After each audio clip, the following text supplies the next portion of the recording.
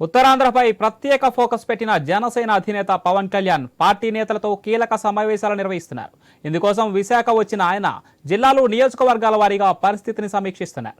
2 రోజుల పాటు నగరంలోనే ఉండనున్నారు పవన్ కళ్యాణ్. సీట్లు పొత్తులపై పార్టీ నేతలతో నిర్వహించే సమావేశం కావడంతో అందరిలోనూ పవన్ పర్యటనపై ఉత్కంఠ నెలకొంది.